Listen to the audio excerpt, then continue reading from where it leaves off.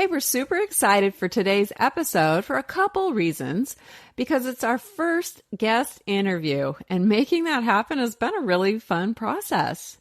Second, because what Amanda, our guest, is bringing today is value-packed for parents and for step-parents. Yes, that's right. So we want to let you jump into the interview right away, but don't forget about that goal of reaching 50 ratings on Apple Podcasts. So if you're willing to, just please scroll down and leave us a rating or a review. We are so grateful for that. And with that, we'll get to the interview right on the other side of the intro. Welcome to the Blended Family Coaching Show, where you'll discover how to move your step family from just surviving to truly thriving. Grab your headphones and listen in as we share practical real-life strategies for building healthy bonds, Understanding the kids' perspective, romance and partnership, parenting with great teamwork. and yes, even co-parenting with a difficult ex. We're Mike and Kim Anderson, and we believe with the right tools, every step couple can overcome the common challenges of step family life. Join us for authentic and sometimes comical conversations to discover how you can lead your family with confidence and create the future you really want. Well, we are super excited to welcome Amanda Rueter. And Amanda is a mental health therapist turned mom to two boys, and she's now an online parenting educator at messymotherhood.com. As a recovering yeller, Amanda teaches parents around the world how to parent their children without anger and yelling through her articles, courses, and coaching program. Amanda lives in O'Fallon, Illinois with her husband, Brad, and her son, Jackson, who's 9, and Ethan, who is 7. Amanda, welcome to the show. We're super excited to have you here. Hi, I'm so glad to be here with you guys. Yeah, thanks for joining us. Now, as Mike just mentioned, Amanda is a therapist turned mom. So We're wondering, a mom and coach, right? You're a coach. Yes. So we're wondering if you could tell us just a little bit about that transition, Amanda. That's really interesting. Sure. So, I've been working with children for a really long time. So I have a bachelor's degree in child development, and I always did like nanny work or worked in preschools. And then I went on to get my master's degree in counseling, where I worked with moms and children who are going through crisis, like specifically the domestic violence field. Oh. And I did that for a long time, and I really loved it. And then I got pregnant with my oldest and realized that I just really wanted to be at home with him. Mm-hmm. And we move a whole lot because of my husband's job. And so I couldn't really stay licensed. So I ended up becoming a mom. They say just a mom, but not just mom. No, absolutely not. And then I just kind of missed that field work. And so I started talking, built a blog and started talking about, my experiences as a mom and looking through the lens of it as that therapist lens. And then I realized that I wasn't coping with motherhood quite like I thought I was going to. Mm-hmm. And I started yelling at my kids and started kind of falling apart on my kids. And I was being very honest with that on the blog. And then people started coming to me and asking me about how to stop yelling and how to get out of this cycle of anger. And so I started building courses and programs, and now my coaching program for all of these people who are showing up and saying, I yell too and I need help. Yes. I love that, actually, when you think about, I've yelled, and I know Kim, we've had lots of yelling and all that in our house as well. And man, people aren't alone. And here's, a therapist who a lot of times in our culture, we think, oh, they have it all together and they know it all, right? Mm-hmm. And even though you know it, boy, practicing it can be really challenging, right? Yes, absolutely. I mean, seriously, like when I got pregnant, I'm like, I've got it in the bag. Like I have degrees, I have like masters, I've worked with children forever. I've got it. And then it hit me one day and I was like, I don't have it. Like I may know all this stuff, but putting it into practice and actually making it a part of your life is a totally different thing. So that's where I had to like go back to retraining myself, basically. Yeah, I love that. I love your vulnerability about that as well, which sounds like is a huge piece of you being able to reach the community around you. It's just the fact that you're open and you're vulnerable and you're real. Man, we need more and more of that in our culture. Yeah, and I think it's important that parents understand that even I hate calling myself an expert, but like people like me who are out there teaching parenting or teaching, coping skills and all this stuff, that we still struggle too. Like there's like And I think that makes it, that normalizes things for everybody and realizes that, okay, if this person who understands all this stuff is struggling, then it's okay if I struggle too, you know, and we're all kind of in the same boat together. Yeah. It gives people safety to be able to talk about it. Yeah. So we should stop telling everybody we have a perfect step family then. We never say that. That would not be a true statement. Yeah, exactly. Oh, that's so funny. Well, let's dive in a little bit to our topic today. You know, we're talking about parenting, of course. And I just imagine, you know, as we work with couples who live in blended families, and that adds a whole other layer of complexity around the relationships. You've got bio connections, and then you've got step connections, and that can be really challenging when it comes to parenting. And, you know, we run into these issues all the time. And I'm thinking as a stepdad, we have these times where we get locked in battle with kids. And even more challenging sometimes when we're locked in battle with a stepchild because that relationship is already strained. And a couple of weeks ago, when we first connected with you, we were talking about that whole compliance and all that. And you threw out a term called counter will. And Kim and I both were like, whoa, we need to hear more about that. And as you were describing it, we thought, man, this is something that our listeners could really benefit from, understanding this, having this insight about counter will. And so maybe we could just start by you sharing a little bit about what counter will is, and then we'll go from there. Sure. So counter will is a basic human instinct that we all have, including our children. And it's that need to not want to be coerced or told what to do. As humans, we all need a bit of power and control in our lives. And when we don't get that, we have a tendency to push back. So that's where we get into those power struggles. But what specifically counter will is basically it's someone that you don't feel super connected with, even if it's someone that you love, like your parent, but you just don't feel heard by that person or feel understood by that person.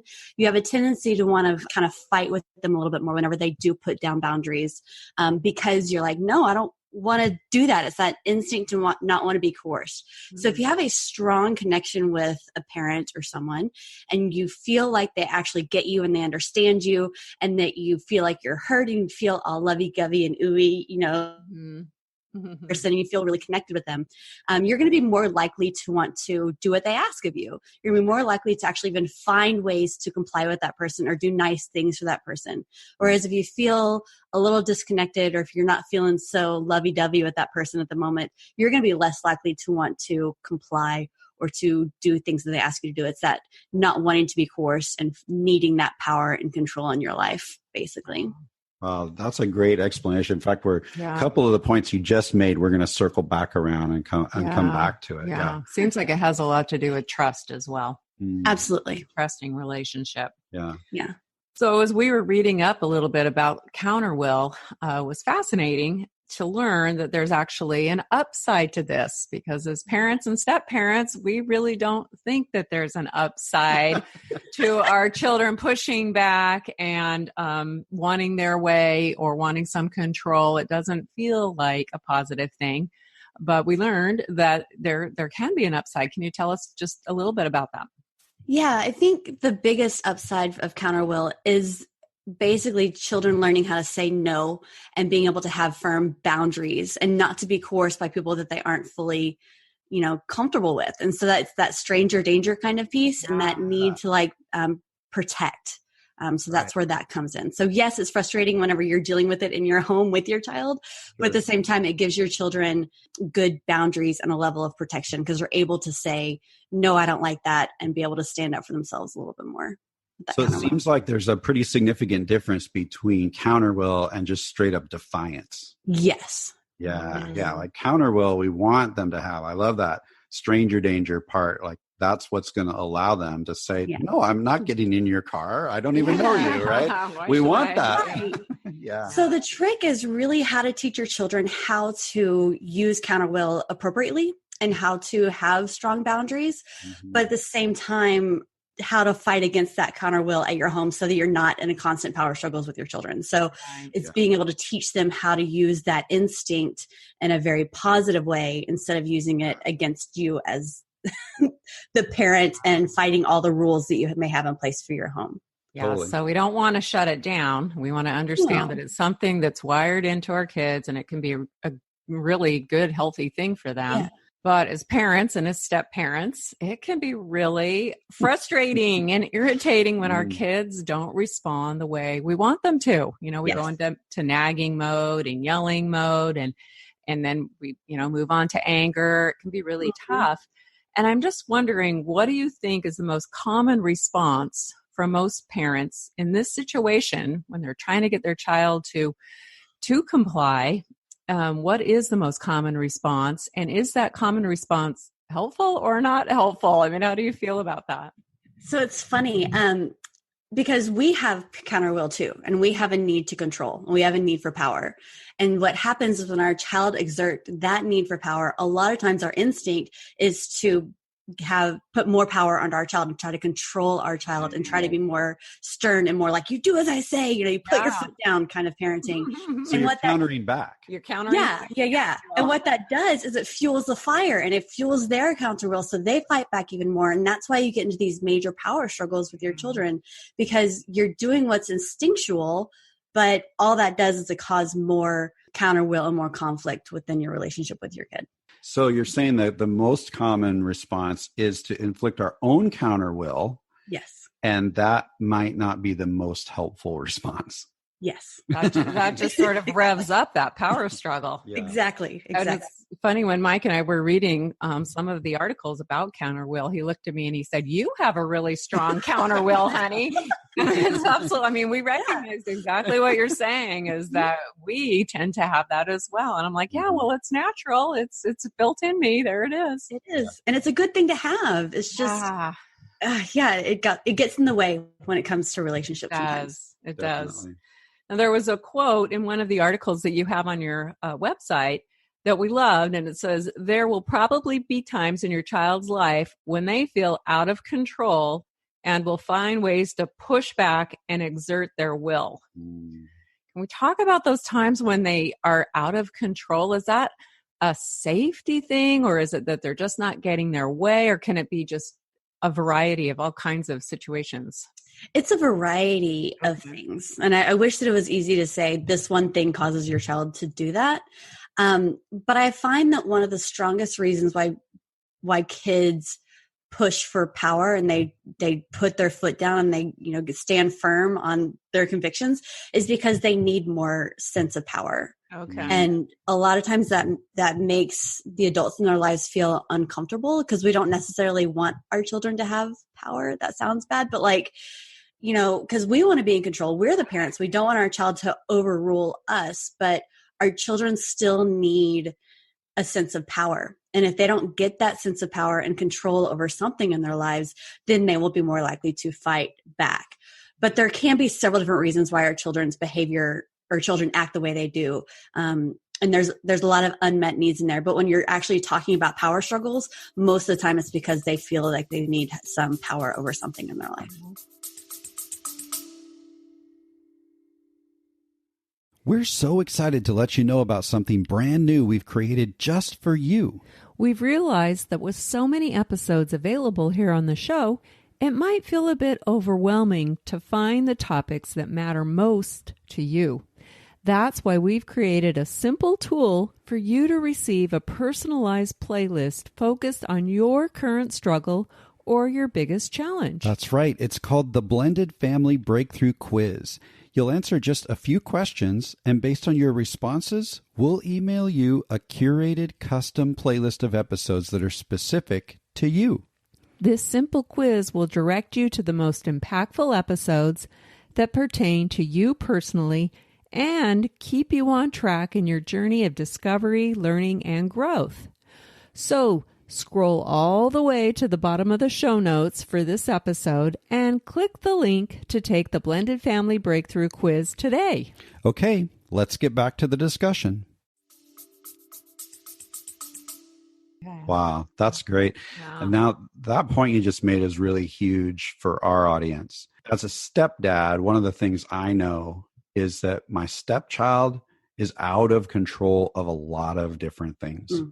They didn't ask for the separation, or maybe even, I lost my mom to death. She died when I was really young. And so they didn't ask for any of that. They didn't ask for a recoupling with Remarriage. With a new person in their life, another person telling them what to do and actually taking some of their control. Right. They didn't ask to have to move schools or move homes or all of these things that in a blended family situation, these stepkids are totally out of control. Right. And what that's doing, what I'm hearing you saying is there's a possibility that that could actually be activating this counter will. Yeah, I would think so. Absolutely. Yeah. And so part of our challenge, part of our job then might be to figure out how do we work through this lens of counter will in order to help the child have a sense of control in a fairly chaotic situation. Yeah. Yes. It's really challenging. Yeah. That's really good. Yeah.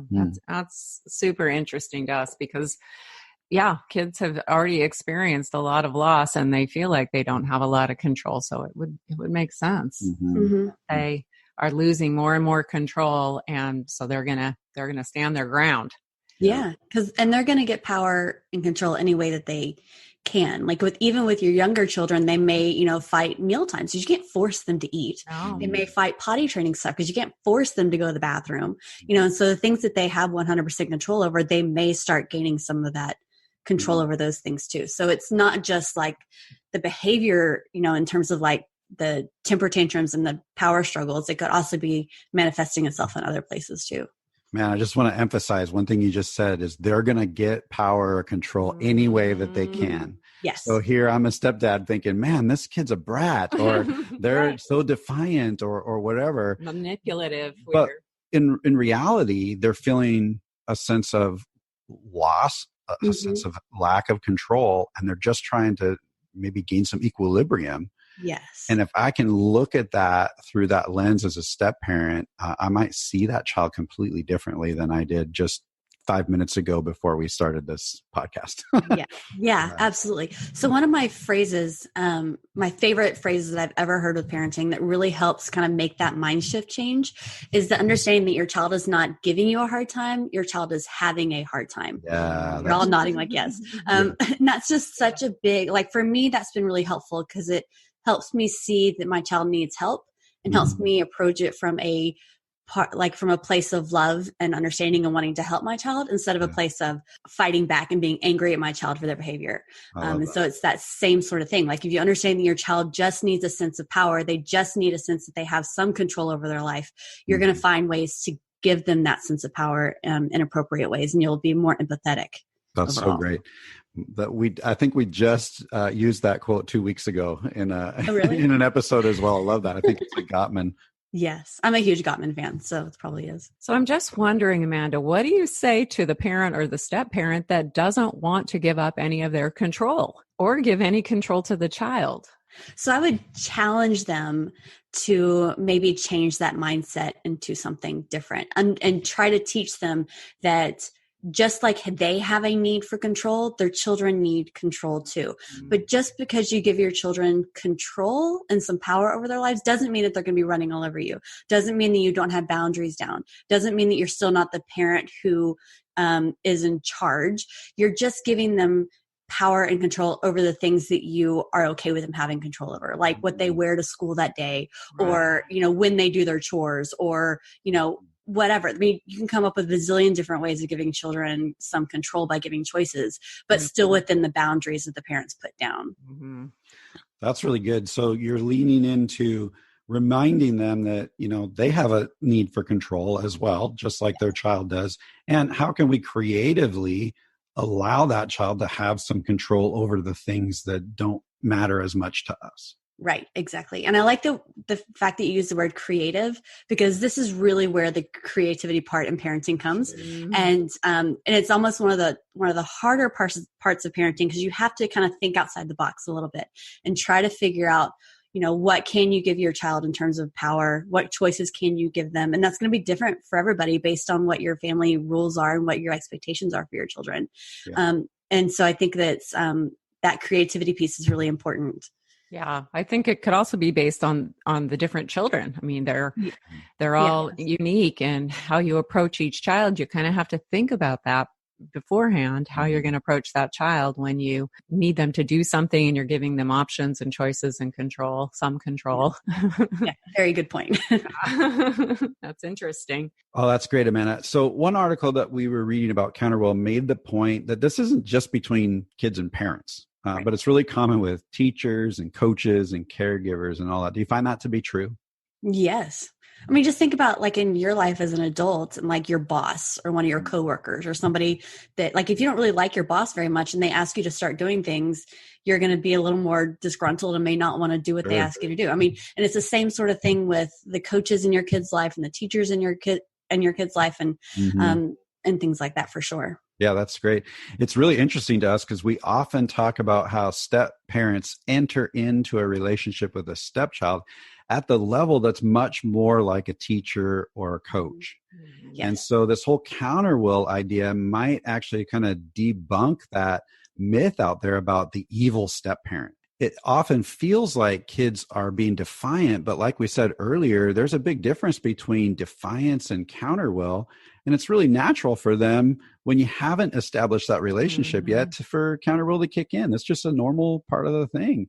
So guess what? Maybe I'm not such a bad guy as a stepdad after all. Maybe this is just part of the program and that's okay. Yeah. The step parents come in a lot of times thinking they have a high level of parental authority or thinking they should, but in reality, it's very different for the child. So. Right. Yeah. And so if you come in with that parent hat as a step parent and you try to put rules and boundaries and things down, and if you don't have that super connected relationship with that person, like that child may have with the other parent, then yeah, I can absolutely see how a child would exhibit more counterwill because they don't have that close connection with that person, and that person is trying to act more like a parent. Yeah. So are you a step family expert? No. I mean, I come from a step family. Like my dad is remarried to I've got a stepmother and I got a stepsister. So I have step families in my life. So I kind of know the experience a bit from a personal standpoint, but I haven't worked closely with step parents. No. Well, the reason I asked that, and I love the answer that you gave to that whole, build a relationship first, is one of the leading experts in our country, Patricia Papernow, says that a step parent's rule of thumb is connection, not correction. Yes. That's the key. That's the number one thing we need to be focused on heading in. And this whole idea of counterwill supports that, exactly what you're saying. And so here's an expert, just kind of talking to our listeners for a minute. Here's an expert in a different field in parenting, not necessarily in step parenting or step family dynamics, but yet what is going on over in the bio relationships supports what really needs to be happening in the step relationships. And that's really powerful. So as a non-step family expert, I love that you just completely supported what the experts say out there. That's really good. You're welcome. One of the, you sent us an article from the Neufeld Institute. One of the things that said is that constant battles can create insecurity and anxiety in kids and can adversely impact their development. So man, that for me, that was so powerful. As a step parent, I'm learning all this. I'm thinking, well, that constant battle cycle really isn't helping them. And in fact, it's impacting their development. That's what that quote just said. And it certainly isn't helping me because I'm feeling like I'm beating my head against the wall. And now you're telling me, this counterwill thing is hardwired in. We all have it. So that means I really don't have any control over the counterwill, but what I do have control over is how I respond to my stepchild when their counterwill pops up. Yes. Yeah. But I do think that you do have some sort of, I can't say you can have control over the counterwill, but there's things that you can do to prevent it and some things you can do so it doesn't pop up all the time. So you're not constantly fighting those counterwill things. And that really is that connection piece. And we talk about, connection in the parenting space is like spending time with your child and letting them have time to play with you and things like that. But really the connection has to be that helping your child understand that you get them. I mean, the most powerful words that you can hear as a human being is, I get you. I understand you. I hear where you're coming from. And that's the kind of connection we're looking for here when it comes to counterwill. It's not just, spending time with your child and playing with your child. It's showing that your child that you get it. You understand that they're mad. You understand that they're struggling with this thing. You understand that this is really big for them. And to have that connection from a more emotional place, that's where you can really impact the counterwill and how much it pops up. Yeah, that is so good. Yeah, I love that. Your article that you have on your website, that's the first point that you list there, is the things that we can do to help navigate the counterwill with our kids. And so I love that it's really about attachment. Yes. It's really about that attachment that the child has to you and the level of trust. So what are the other things that we can do? So when it comes to dealing with the counterwill, it really is, about three main things that I wrote about on that article. And the first one is the connection and making sure that your child understands you understand your child from a very deep place. And the next is choices. Again, it goes back to that power and control thing. You want to be able to give your child some power. And the easiest way of doing that is by giving them appropriate choices. For your little ones, it can be like, do you want to eat on the blue plate or the red plate today? That way you're not fighting over what color plate they want to eat off, like most toddlers want to eventually. We fight about the silliest things, right? Things. And honestly, it's not worth the battle. So just give them choices that you are okay with. That's always key. Don't give them a choice that you hope they're going to take and one that you hope they don't. Just give them two choices. Say that again, Amanda. Yes. I like that. That's good. Don't give them two choices that you hope, like one's going to take, and then one that they hope they take and one that you hope they don't take. Because what's going to happen? Because they're going to pick the one you don't want. Exactly. You have to be okay with either one. So do you want this piece of candy or this broccoli? Exactly. And they're going to choose the candy every time. So, instead of like, okay, so it's time for dessert. Here's a piece of candy or a piece of cake, and let them choose. It doesn't matter. Or do you want a vegetable? Here's a carrot or a piece of broccoli. It doesn't matter. You're getting their needs met either way. So it really is about giving them appropriate choices that you're okay with. Do you want to wear these pajamas or these pajamas? Do you want to get dressed before dinner or before breakfast or after breakfast? It doesn't matter what the choices are, as long as you're giving those choices to them and you're letting them make some of those choices so they have some power over what they choose. Yeah. That's really key. And again, you could get really, really creative with choices. I mean, if you had a child that refused to brush their teeth, you could have several different toothbrushes for them to pick from every day, or even different flavors of toothpaste if you had to. Right.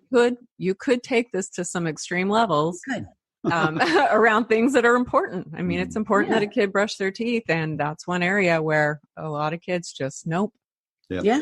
Yeah. So if you can find a way to make it, or even a way to make it fun too, and, let them pick out their own toothbrush, or like make a toothbrush that sings noises. Or I had one client whose son he was like 2 or 3, and every time it was time to brush his teeth, he'd like run off and go like play in the other room.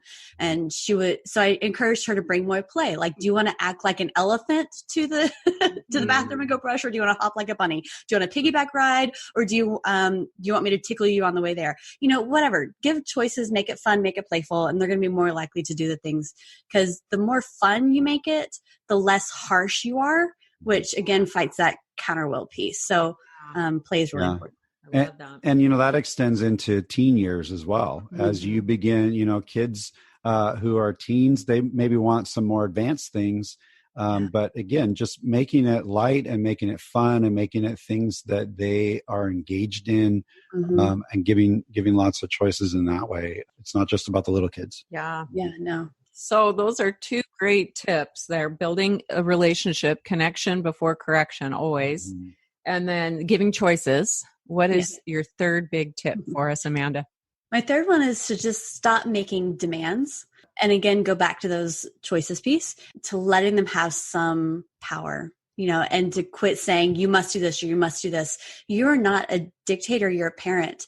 And so if you can find a way to work with your child to get decisions made, you can find a way to get your child's input on, what the day is going to look like, or get some ideas about what they want to do or how they want to solve their problems. Instead of just telling them what to do, instead you need to be asking a lot of questions like, this happened. How can we fix this? Or I can see that you want to do this, but that's not an option. What else do we have? And you start having more collaboration with your child instead of you being the dictator, the drill sergeant who's always telling your child what to do. It needs to be more of a conversation. So we're really leaning into more of what can we do rather than what we can't do. Yes. Yes. And one of my favorite things is to, you may think I'm crazy, but I'm not a big fan of telling your children, no, like, no, you can't do that. Instead it's saying, yes, you can do that, but not like that. Maybe try it like this. You know what I mean? Like, yes, we can go to the park, but we can't go right now. Would you like to go, after dinner or before dinner or something? Give 2 choices. It's just off the top of my head, but yes, you can play video games, but not right now. When would you like to do that? Yes, you can have candy. You may absolutely have dessert, but not until after dinner, something so that you're telling your child, yes, you can do that, but you're still putting that boundary down around the no. Because when you tell your child no, they're going to get more defensive and can try to use more of that power to like get their needs met. Right? Yeah. We just use this, or I just use this with our teenager who I had been asking, vacuum your room. I went into nagging mode. When are you going to vacuum your room? And then she came and said, hey, can I go longboarding with my friend? And I said, yes, as soon as your room is vacuumed. Exactly. Okay. Yeah. And she, John did it without a complaint. She actually did a good job.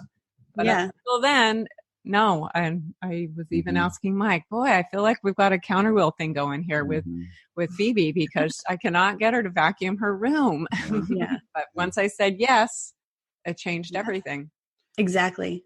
So what it seems like is, even though we're trying to help our kids make good choices, we're doing it in a way that fosters connection rather than just demanding compliance. Yes. And your children learn how to make choices by they learn how to make good choices by making choices. So if you are there with them to help them make good choices, then you're setting them up for success, right? You're teaching them how to make good choices in life. Instead of just saying, you do this way, they learn by doing. So give them as many chances of making good choices as you can. That's a really valuable life skill. Yeah, man, I wish I would have heard that about 15 years ago, that your kids learn to make choices by making choices. Yeah. Like, duh. Yeah. Duh. I know. That is great. Okay. So I grew up with a stepmom who was pretty demanding, and she, believed in some of those sayings of children should be seen and not heard. And, there are, Kim mentioned earlier, there's a lot of parents who are highly focused on compliance, more so than connection. And so I would love to challenge those parents and step parents to maybe think a little bit in terms of a both and. And I wonder, like, at what point do you just have to tell your child to do something? Like, where do you draw the line on this? Sure. I mean, I still think that there's times that parents can put their foot down. Like, I'm not saying that you should always, strive for that. But the thing is that if it's part of your family dynamic to include the children and to have this, teamwork where you're working together as a team instead of, the parents are in control, that whenever a parent has to put their foot down, the child is going to be more likely to be okay with that. You know what I mean? Instead of a parent who is constantly putting their foot down, eventually a child's going to be like, stop, and they're going to fight back. Right. And so if they're used to kind of having that teamwork, and if they know that their parent means well, and then the parent does have to say, absolutely not, that's not happening, I can't give you choices, they're probably going to be okay with that. Now, one of the, I kind of have 4 questions that I go through when it comes to picking my battles and deciding what I need to put my foot down about. And the first question is this going to hurt someone or themselves? If someone's going to get hurt, then it's an absolute no. The second question is something going to get broken, like, or destroyed, or something is going to be, then absolutely you have to put your foot down. And does this go against like our family values, morals, beliefs? Like, if you're being rude and disrespectful and mean to other people, if you're acting like a bully, then that is an absolute put your foot down. And the fourth one is, can I explain this to a child so it makes sense? If I'm just putting my foot down to put my foot down and I don't have a reason behind it, and if I can't explain it, then I probably shouldn't be putting my foot down, right? Being able to, if I can come up with a very good reason why I'm telling my child no, then if they do say, but why, you can't explain it to them and it makes sense. Right. That's great. Yeah, That's great. I love that. So again, I just want to challenge parents and step parents out there to be thinking if you're I'm kind of a compliance guy. Like I want to follow the rules and I expect compliance and all that. But I've learned the value of building relationship first. Right. And so I have to think in that both and scenario where, okay, I'm going to build relationship and I'm still going to maintain these times where I do need to put my foot down and expect some compliance. And man, you just gave me a great framework for that. Would you just quickly run through those 4 questions again? Sure. Does this hurt themselves or someone else? Does this hurt property or break something? Does this go against our family's values and beliefs and morals? And can I explain this to my child? Yeah, that is so good. Yeah, if you were just driving and you like pulled out a notepad to start writing, I hope you didn't break the law there, but you might want to pull over and just write those 4 things down or back up or something, because that's such a great, that's such a great filter to know, okay, where do we draw the line on this? Right. We need to understand counterwill is a real thing, and we've got to be able to relate and give choices and all of that. And we also have to be really wise in when we say enough is enough and this is where we're at. Yeah. I think it's also really important when we're talking to parents who have a tendency to be very stern and controlling and strict, is that there is a medium ground between being completely passive where you're not putting any boundaries down and being super controlling. So there's a middle ground there. And that's what we're going for here, is to be able to put down boundaries so that the parent is still in charge and in control, but to have some leeway there so your child feels that sense of power as well. So don't think that it's this all or nothing thing. You know, it's that middle ground. It's that medium place that we're going for here. Okay, so let's say, Amanda, we've got a parent or a step parent that's listening today, and they've been demanding things from the children in their home and been really going about it the wrong way, expecting compliance. And maybe this podcast episode has helped them to rethink how they want to do things. Sure. And they're realizing maybe we need to do something new, but it's just so automatic for them. It's automatic for them to start yelling or to start demanding or whatever it is they do. It's just, that's their go-to coping skill when a child is pushing back. What's one simple step today that they can take to start moving away from demanding? Okay. I'm going to give you 2. Oh, great. Bonus. Thank you. Well, and the first one is something I've already said. Wait. Do we have a choice on whether we take 2 or not? No. Are you giving us choices? My counter wheel is kicking off. So the first one is one I've already mentioned. It's that changing your mindset of my child is not giving me a hard time. They're having a hard time. Yes. There is something going on underneath the behavior. There's this whole thing called the iceberg theory of behavior. You can Google it. But basically, when you're looking at an iceberg, only 1/7 of that iceberg is above the water of what you can see. And consider that like your child's behavior. What you're seeing is only 1/7 of what's really happening with that child. Underneath are all of these unmet needs. There's all of this stuff happening. That's where that lack of power is. They could be having, a sense of loneliness or just overall frustration. There's all sorts of things going on that is making that behavior happen. So understanding that your child is having a difficult time with something underneath the surface that you're not aware of. And that will help you kind of be able to just make that mind shift change of trying to stop the behavior and try to get your child in line to more of a, how can I help my kid? That's really helpful. And the second piece is to ask for forgiveness on those, because the truth is that you're not going to be perfect right away, and you're going to yell and you're going to coerce more and you're going to need to be strict because that's the way you do things. Yep. And it's important to go back to your child later on and say, hey, I'm trying to do better. I realize that I probably should have given you some leeway there. I realize that I messed up. Please forgive me, and I will try better in the future. And maybe even give some ways that you could try better. So you can show them, specific ways you could try to do better. But asking for forgiveness is really important. Yep. And what that does is, again, it teaches your children how to do these things, how to realize that they made mistakes and how to ask for forgiveness. And it teaches them that you aren't perfect and that you're trying to do better. Because really, at the end of the day, that's kind of what our kids need to know, is that you're trying and you're putting forth the effort and that you're there and that you're showing up. And so that, so change your mindset, but then if it blows up, go back later on and apologize later. I love it. Yeah. And you can even do that if you've said no to something and then you realize that you had no reason to say no. You know, your Absolutely. first point, I can't explain to my child why I said no. You've done that before, honey, where you've gone back and apologized and said, I said no to that. And I really had no reason to say no to that. Because I wanted to say no. Yeah. And it's important that you can show your child that you're human and you make mistakes. Yes. You thought about things differently. I mean, anytime you can be authentic with your child and really show them what's going on within you, it helps them with their own authenticity and with their own ability to be okay with, their emotions and how to deal with those kind of things. Yeah. That's because awesome. you're modeling it for them. Such great advice, Amanda. Really good. Yeah.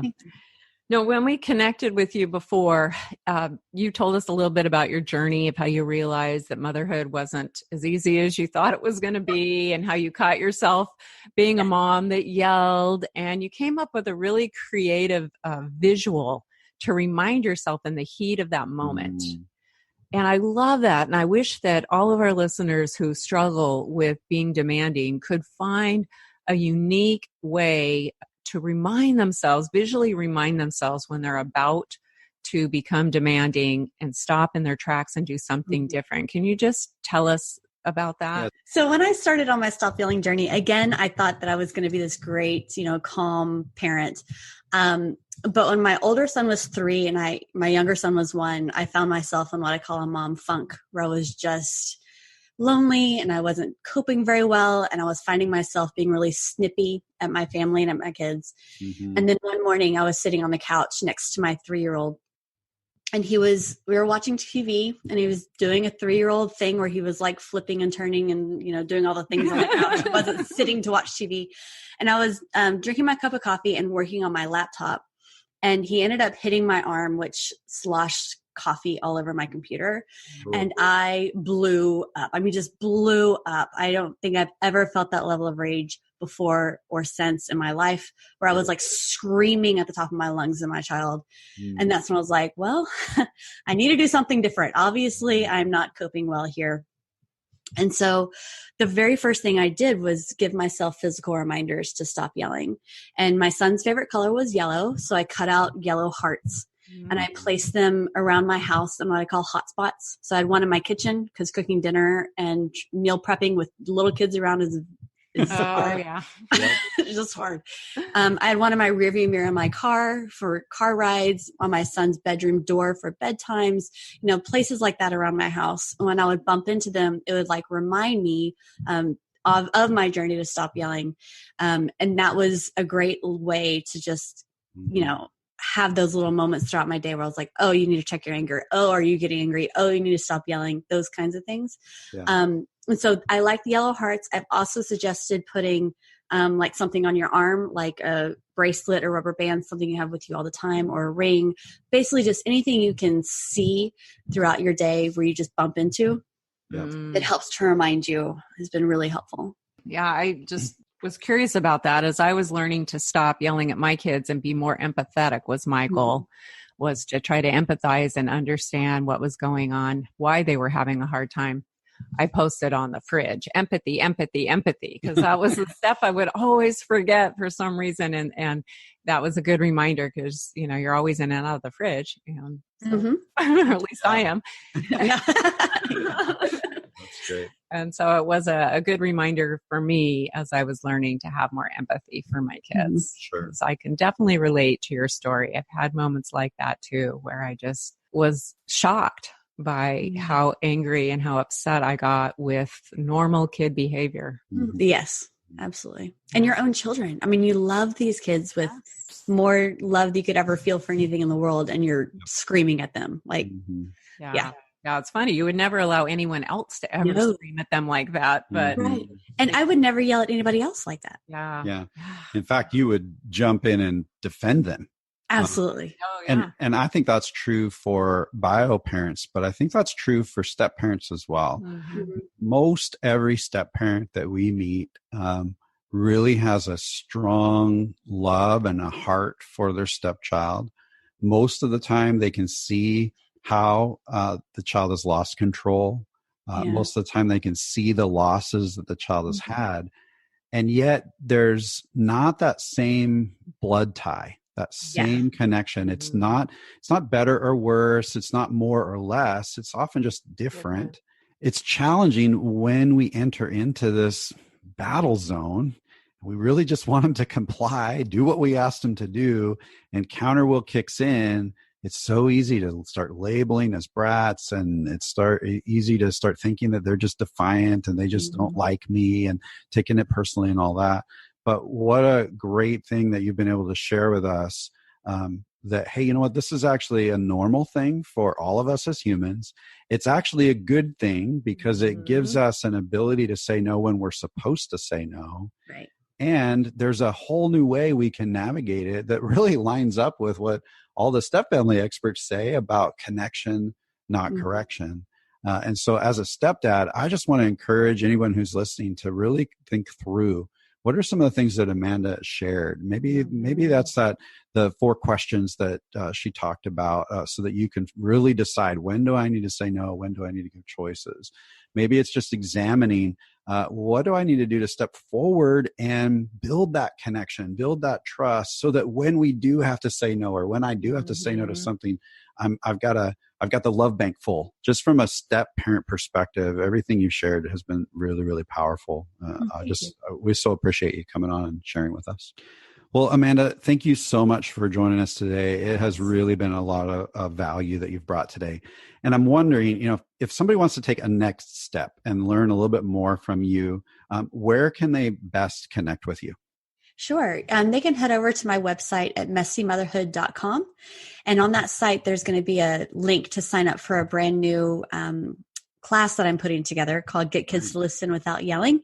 And it's a workshop that'll be done live with me, where I will teach you how to get your kids to listen without having to yell and lose your temper. Fantastic. Yes, we love very that. cool. So if you have connected with Amanda at all today, definitely head over messymotherhood.com. Check out that free workshop that she has coming up, and we will put a link to that in the show notes. All you got to do is click and head over and sign up. Perfect. Yes. All right. Well, what a great time. Again, thanks so much, Amanda, and maybe we'll have you on again sometime. Yeah. Perfect. I would love that. Thank you so much. This was fun. Okay. Take care. All right. Take care. Bye. Wow, what a great time we had with Amanda, huh? Oh, yeah, that was awesome. I know. She really brought value. I hope as a parent, as a step-parent, you really found a lot of value. And I hope this whole counter will idea is going to just change how you're going to move forward. Yeah. I know it really makes me think about how I'm moving forward. Definitely. Well, that was a great time. Hope you enjoyed it. And we're looking forward to having you back here next week when we're going to talk about... We're going to talk about loyalty binds. Yes. And that's going to help us again understand what our kids are dealing with, some of these emotional binds that they get stuck in, and then how to help them through it. Totally. So meet us back here next week for Loyalty Binds. That's a wrap. Until next time.